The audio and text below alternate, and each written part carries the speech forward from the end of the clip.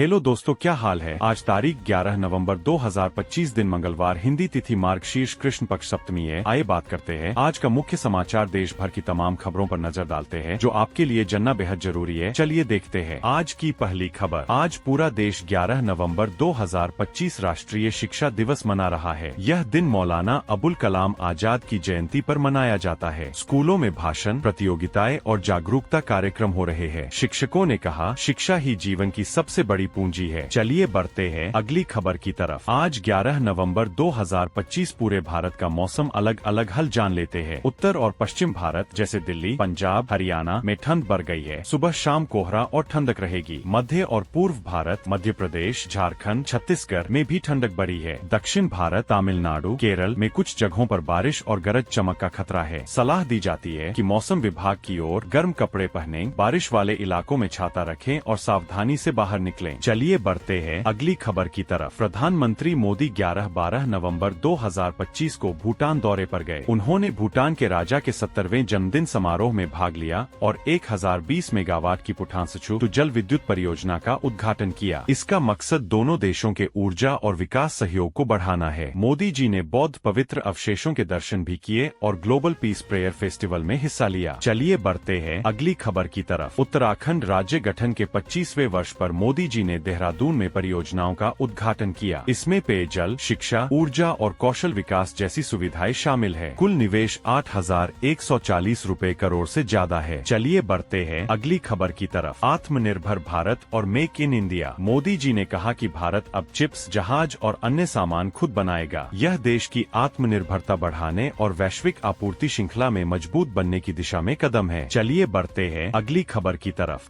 असम में निवेश और नवीकरणीय ऊर्जा। असम में निवेश सम्मेलन के दौरान मोदी जी ने कहा कि राज्य में इलेक्ट्रॉनिक्स, ग्रीन एनर्जी और सेमीकंडक्टर जैसे उद्योग तेजी से बढ़ेंगे। भारत 2030 तक 500 गीगावाट नवीकरणीय ऊर्जा क्षमता हासिल करना चाहता है। चलिए बढ़ते हैं अगली खबर की तरफ। खाद्य प्रसंस्करण में जीएसटी राहत। मोदी जी ने कहा कि अब अधिकतर खाद्य प्रसंस्करण उत्पादों पर 0% या 5% जीएसटी लगेगा। जैव अपघट्य पैकेजिंग पर जीएसटी 18% से घटाकर 5% कर दिया गया। इसका फायदा छोटे किसान और एफपीओ, फार्मर प्रोड्यूसर ऑर्गेनाइजेशन को मिलेगा। चलिए बढ़ते हैं अगली खबर की तरफ। सीमा से जब्त 3.45 करोड़ रुपए के सामान। झारखंड, बिहार सीमा से चुनाव के दौरान अवैध नकदी और कीमती सामान जब्त किए गए हैं। पुलिस ने कहा कि इससे चुनाव प्रक्रिया को निष्पक्ष और सुरक्षित बनाने में मदद मिलेगी। यह कदम अवैध धन और माल की आवाजाही रोकने के लिए उठाया गया है। आम जनता के लिए यह खबर इसलिए महत्वपूर्ण है क्योंकि इससे राज्य में कानून और व्यवस्था बनी रहती है। चलिए बढ़ते हैं अगली खबर की तरफ। रन फॉर झारखंड कार्यक्रम। आज सुबह राज्य स्थापना दिवस की 25वीं वर्षगांठ पर रन फॉर झारखंड का आयोजन पूरे झारखंड में हो रहा है। यह कार्यक्रम जनता में स्वास्थ्य और खेल कूद की जागरूकता बढ़ाने के लिए किया जा रहा है। लोग सुबह जल्दी निकलकर इसमें भाग ले रहे हैं। आम आदमी इसे उत्सव और भागीदारी के रूप में देख सकता है। चलिए बढ़ते हैं अगली खबर की तरफ। स्कूल कॉलेजों में 25 वर्षोत्सव। झारखंड के स्कूल और कॉलेज आज से झारखंड 25 थीम के तहत सांस्कृतिक कार्यक्रम, निबंध प्रतियोगिता और सुबह की सभा आयोजित कर रहे हैं। इसका उद्देश्य बच्चों और युवाओं को राज्य की विकास यात्रा और इतिहास से जोड़ना है। आम लोगों के लिए यह अवसर अपने बच्चों की प्रतिभा और उत्सव देखने का भी है। चलिए बढ़ते हैं अगली खबर की तरफ। नई कपड़ा नीति की तैयारी। राज्य सरकार ने टेक्सटाइल उद्योग को बढ़ावा देने के लिए नई कपड़ा नीति तैयार करना शुरू कर दिया है। यह पुराने नीति की समाप्ति के बाद उठाया गया कदम है। इससे छोटे उद्योग और निवेशकों को फायदा होगा और रोजगार बढ़ेगा। आम आदमी इसे रोजगार और स्थानीय उद्योग के विकास की दृष्टि से देख सकता है। चलिए बढ़ते हैं अगली खबर की तरफ।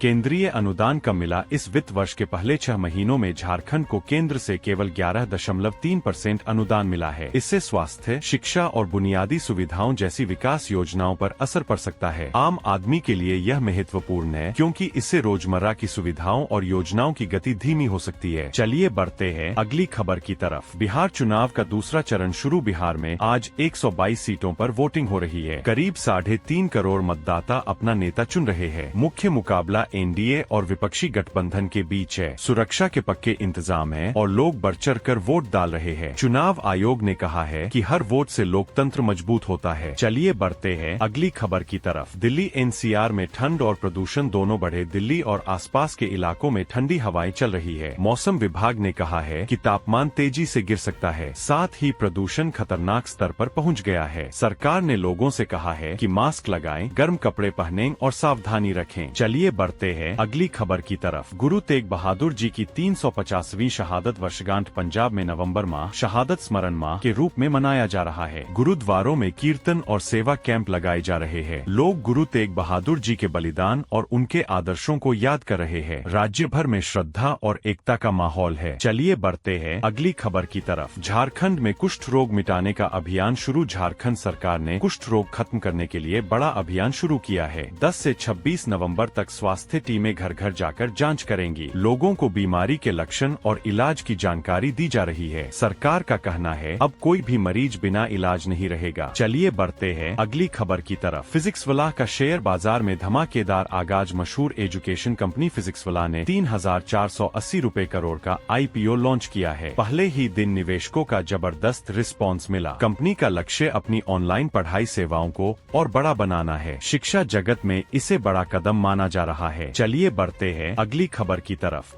दिल्ली का नेहरू स्टेडियम टूटेगा, बनेगा स्पोर्ट्स सिटी। दिल्ली का प्रसिद्ध नेहरू स्टेडियम अब नया रूप लेगा। सरकार ने इसे तोड़कर आधुनिक स्पोर्ट्स सिटी बनाने का फैसला किया है। यहाँ इंटरनेशनल लेवल की ट्रेनिंग और रहने की सुविधाएं होंगी। युवा खिलाड़ियों को इससे बड़ा फायदा मिलेगा। चलिए बढ़ते हैं अगली खबर की तरफ। T20 वर्ल्ड कप 2026 का फाइनल भारत में होगा। अगले साल का T20 world cup final Ahmedabad में होगा। सेमीफाइनल मुंबई के वानखेड़े स्टेडियम में खेले जाएंगे। BCCI ने तैयारियां शुरू कर दी है। क्रिकेट फैंस पहले से ही रोमांचित है। इस बार कप अपना होगा। चलिए बढ़ते हैं अगली खबर की तरफ। दिल्ली के लाल किले के पास धमाका। राजधानी दिल्ली के रेड फोर्ट मेट्रो स्टेशन के पास कार में विस्फोट हुआ। 9 लोगों की मौत और कई घायल बताए जा रहे हैं। पुलिस ने इलाके को घेर लिया है और जांच शुरू कर दी गई है। सरकार ने कहा सुरक्षा में कोई ढिलाई नहीं बरती जाएगी। चलिए बढ़ते हैं अगली खबर की तरफ। पेंशन फंड ने शेयर मार्केट में रिकॉर्ड निवेश किया। भारत के पेंशन फंड ने इस साल 41,000 रुपए करोड़ शेयर मार्केट में लगाए हैं। यह अब तक का सबसे बड़ा निवेश है। एक्सपर्ट्स का कहना है कि इससे मार्केट में स्थिरता बढ़ेगी। लोगों का भरोसा देश की अर्थव्यवस्था पर मजबूत हुआ है। चलिए बढ़ते हैं अगली खबर की तरफ। अर्थव्यवस्था में नई रफ्तार। सरकार के आंकड़ों के मुताबिक इस साल विदेशी निवेश में 12% बढ़ोतरी हुई है। स्टार्टअप्स और इंफ्रास्ट्रक्चर सेक्टर में पूंजी का प्रवाह तेज हुआ है। भारत अब $5 ट्रिलियन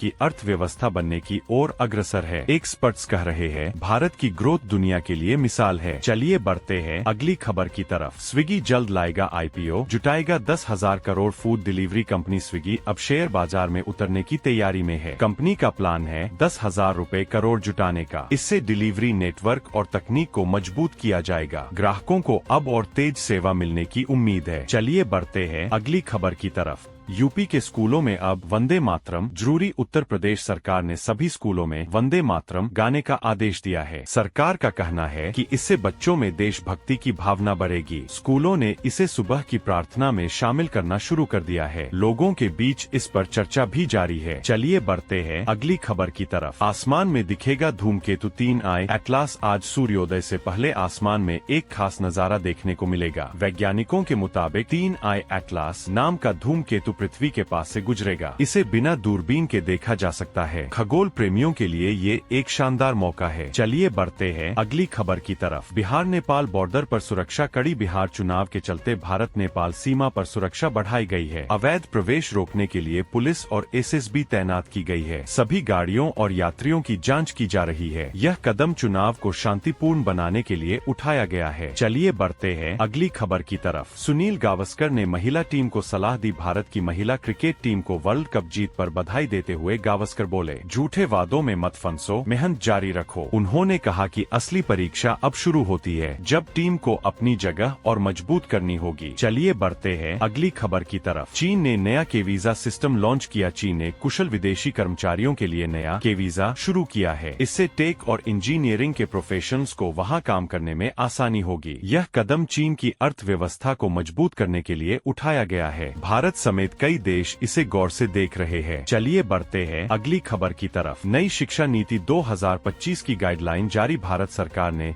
नई शिक्षा नीति के तहत नई गाइडलाइन जारी की है। अब स्कूलों में बच्चों को प्रैक्टिकल और डिजिटल लर्निंग पर ज्यादा फोकस मिलेगा। भाषाई शिक्षा पर भी ध्यान दिया जाएगा। शिक्षकों के लिए विशेष ट्रेनिंग प्रोग्राम शुरू किए गए हैं। चलिए बढ़ते हैं अगली खबर की तरफ। दिल्ली में नई स्पोर्ट्स सिटी बनाने की योजना को मंजूरी मिल गई है। इसमें ओलंपिक लेवल की ट्रेनिंग सुविधाएं होंगी। खिलाड़ियों के रहने के लिए हॉस्टल और मेडिकल सेंटर भी बनाया जाएगा। सरकार का लक्ष्य है दिल्ली बने खेल राजधानी। चलिए बढ़ते हैं अगली खबर की तरफ। दिल्ली में ठंड और प्रदूषण दोनों तेजी से बढ़ रहे हैं। AQI 450 के पार चला गया है और हवा जहरीली हो चुकी है। IMD ने कहा है कि अगले कुछ दिन हालात और बिगड़ सकते हैं। लोगों से घर में रहने और जरूरत पड़ने पर ही बाहर निकलने की सलाह दी गई है। हमारे चैनल से इसी तरह अपडेट रहने के लिए सब्सक्राइब कर ले, इससे मुझे मोटिवेशन मिलता है। चलिए मिलते हैं अगली वीडियो में, तब तक अपने परिवार को ध्यान रखे। ओके।